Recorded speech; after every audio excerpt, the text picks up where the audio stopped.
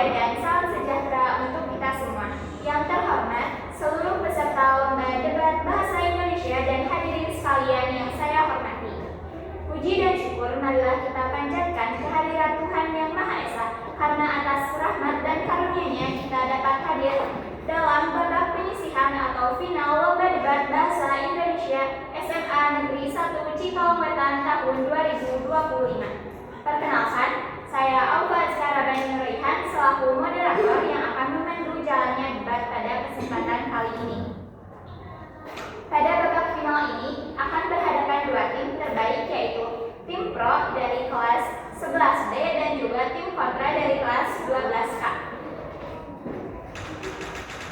Dengan mosi debat, pembelajaran kelompok lebih baik daripada pembelajaran individu. Mosi ini bersifat final dan telah ditetapkan oleh panitia pada sesi technical meeting sebelumnya. Baiklah, mari kita mulai babak pertama, yaitu penyampaian argumentasi awal. Kesempatan pertama diberikan kepada pembicara pertama dari tim pro. Waktu 2 menit dimulai ketika Anda mulai berbicara. Assalamualaikum warahmatullahi wabarakatuh. Waalaikumsalam warahmatullahi wabarakatuh. Kami di sini akan menyampaikan sebuah argumentasi bahwa kami mendukung pembelajaran secara berkelompok, yaitu memungkinkan siswa untuk belajar bersama, berdiskusi, dan saling bertukar informasi dalam menyelesaikan tugas atau memahami sebuah konsep. Model ini secara efektif memfasilitasi gaya belajar auditorik dan kinetik karena adanya komunikasi verbal dan aktivitas secara langsung dalam proses belajar. Selain itu, berkelompok juga yang berbeda-beda dari segi gaya belajar justru memberikan kontribusi terhadap pembelajaran itu tersendiri, bisa juga memberikan sebuah pendapat atau ide-ide kepada tim sesamanya, di mana siswa belajar dari perspektif dari pendekatan pembelajaran orang lain. Terima kasih kepada pembicara pertama tim pro atas penyampaiannya. Selanjutnya kami persilakan pembicara pertama dari tim kontra untuk menyampaikan argumentasi pembukaannya. Waktu 2 menit dimulai ketika Anda mulai berbicara. Izin berdiri. Bismillahirrahmanirrahim. Assalamualaikum warahmatullahi wabarakatuh. Yang terhormat Dewan Juri, para rekan sekalian dan juga tim pro dari dalam debat kali ini. Pada kesempatan ini saya sebagai pembicara pertama dari tim kontra dengan mosi pembelajaran kelompok lebih baik dibandingkan pembelajaran individu. Di sini saya menolak tegas untuk mosi tersebut dikarenakan beberapa hal. Bukan karena kami tidak menganggap itu tidak baik, tapi pembelajaran itu merupakan sesuatu hal yang memang diperlukan oleh setiap individu untuk mencapai apa yang dia inginkan, untuk mencapai apa yang individu itu harus dapatkan. Nah, pada kesempatan ini tim kami memiliki beberapa alasan. Yang pertama, perbedaan kemampuan dan juga gaya belajar. Setiap orang itu mempunyai stres dan juga kemampuannya berbeda-beda. Justru dari hal ini menyebabkan yang cepat belajar harus menunggu yang lama, dan yang lama harus mengejar yang cepat, dan itu merupakan sebuah tekanan bagi yang lama hingga menyebabkan keefektifan belajar itu berkurang. Yang kedua, resiko free rider. Banyak sekali orang ketika kerja kelompok itu hanya menumpang nama yang ngerjain A tapi yang dapat nilai rata. Nah, itu merupakan suatu ketidakadilan yang dimana ketika kita belajar kelompok. Lalu yang ketiga, fokus belajar itu lebih terganggu. Mengapa? Karena ketika pembelajaran kelompok banyak suara dari orang-orang yang membuat suasana menjadi ramai. Akan hal itu maka pembelajaran kelompok tidak efektif. Terima kasih. Terima kasih kepada pembicara pertama tim kontra. Selanjutnya kita masuk ke babak kedua, yaitu bidasan. Dipersilakan pembicara kedua dari tim pro untuk menyampaikan bidasan selama 2 menit.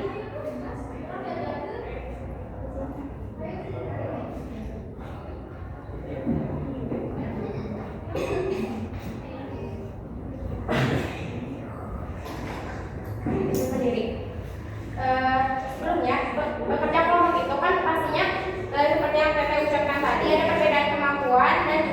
belajar. Nah, dari perbedaan kemampuan dan gaya belajar itu kita bisa belajar dan diadakannya tutor sebaya seperti yang ada pada kurikulum kita sekarang, yaitu kurikulum merdeka yang dimana di dalamnya itu ada terdiri beberapa poin dalam topik pelajaran Pancasila, yaitu salah satunya gotong royong.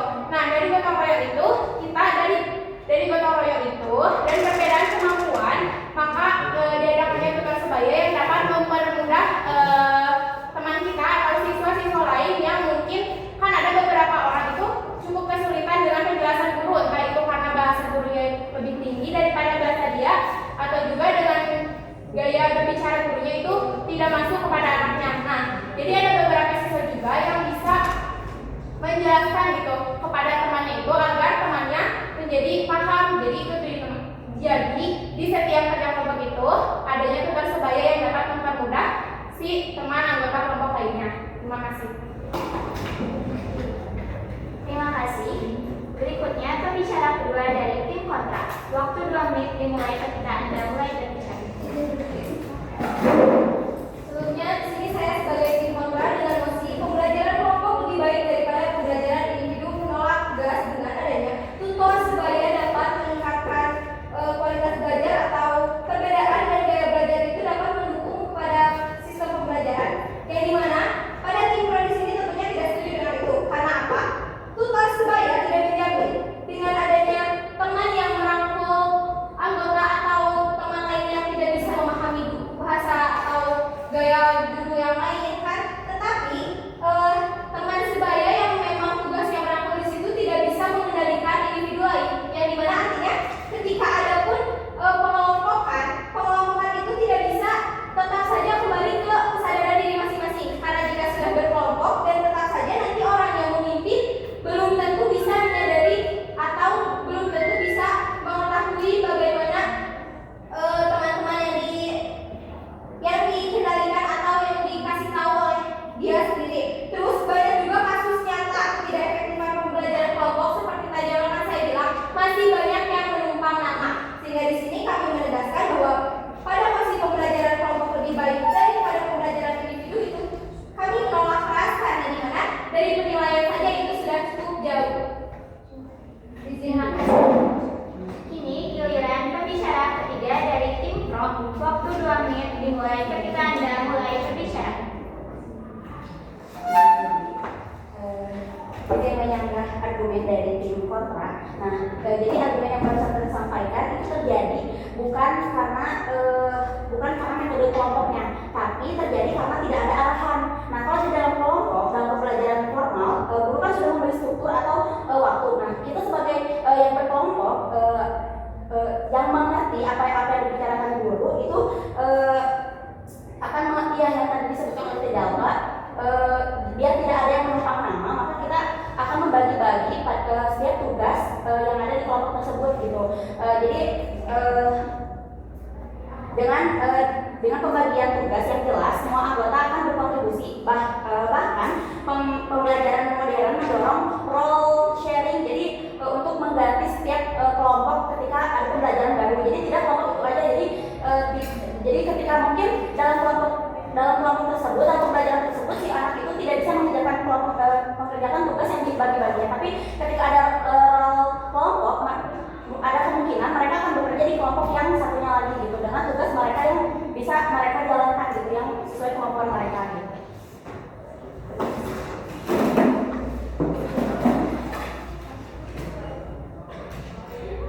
Sebenarnya boleh ditambahkan tapi dengan orang yang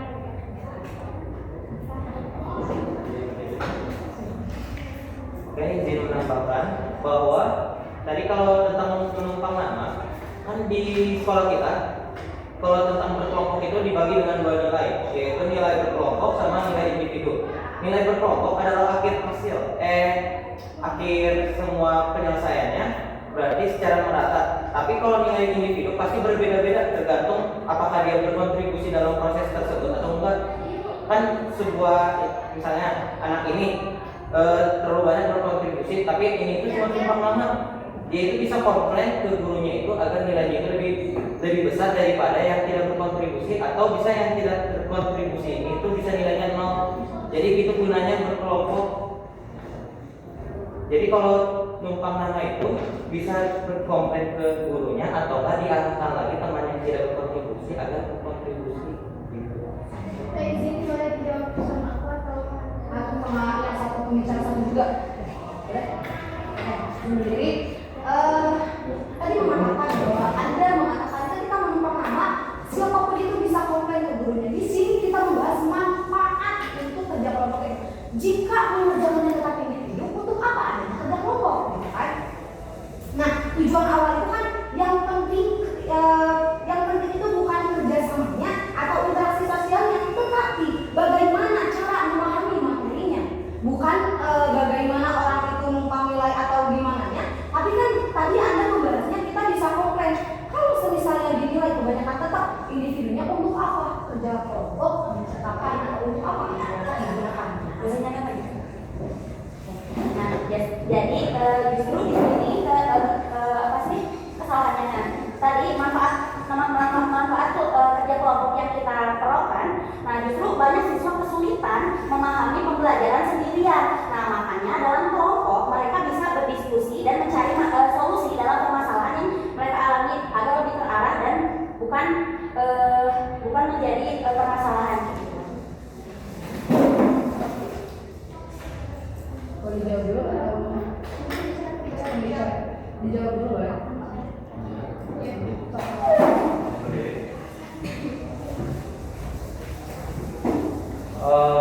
Langsung saja tadi disebutkan manfaat kelompok, tetapi dari manfaat tersebut menurut saya tidak sebanding dengan apa yang dampak negatif yang diberikan daripada dari kelompok atau tugas kelompok itu sendiri. Terus tadi juga sempat menyinggung kita harus bisa mengarahkan atau kelompok terarah. Seperti yang kita tahu, semua orang itu tidak bisa diarahkan. Ada beberapa orang yang memang keras kepala, yang meskipun kita sudah memberi tugas kepada dia di kelompok, tapi dia tetap keras kepala dan juga tidak bisa diarahkan. Terus kita bilang ke guru apa yang dikatakan oleh kita jadi benar. Kita bilang ke guru, Bu, murid ini tidak bisa bekerja sekelompok, itu nanti ada nilai individu. Itu sama saja. Jadi manfaatnya itu cukup lemah karena balik lagi tadi nilai juga ada nilai kelompok, nilai individu. Kalau memang yang diambil nilai individu ya kelompok buat apa? Kalau soal bagi tugas juga kan pasti mengerjakannya individu. Terus juga tadi mengarahkan, terus juga banyak sekali sering sekali dijumpai bahwasanya anggota kelompok itu tidak bisa berkontribusi dengan kelompoknya itu sendiri. Jadi kami tetap menolak tegas bahwasanya keefektivitasan kerja kelompok itu lebih baik daripada individu. Kami sangat menolak itu. Terima kasih.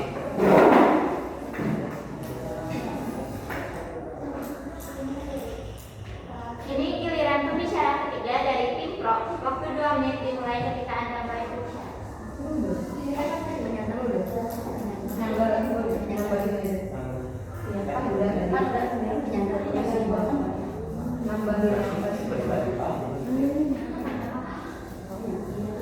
Boleh dijawab. Ya. Untuk menyangga kata Akang ini kalau dia sendiri keras kepala, bagaimana kalau dia sendiri, kalau dia individu, apakah dia bakal makin kesusahan apabila dia bekerja sendiri? Lebih baik kita bersosial daripada kita itu sendiri-sendiri mencari informasi yang kita nggak tahu apa isinya. Berarti juga kalau kita merasa kesusahan dan kita tidak bisa melakukan secara individu, pasti kita akan melakukan tugas sebaya.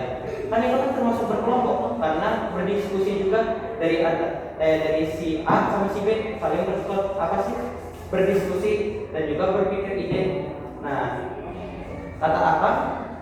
Di sekolah ini ada 2 nilai, yaitu individu sama nilai kelompok.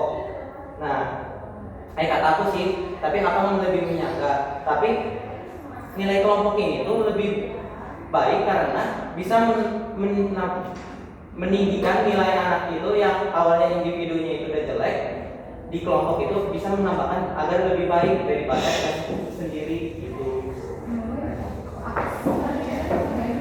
Jadi misalnya tadi apa yang Anda katakan tentang interaksi sosial atau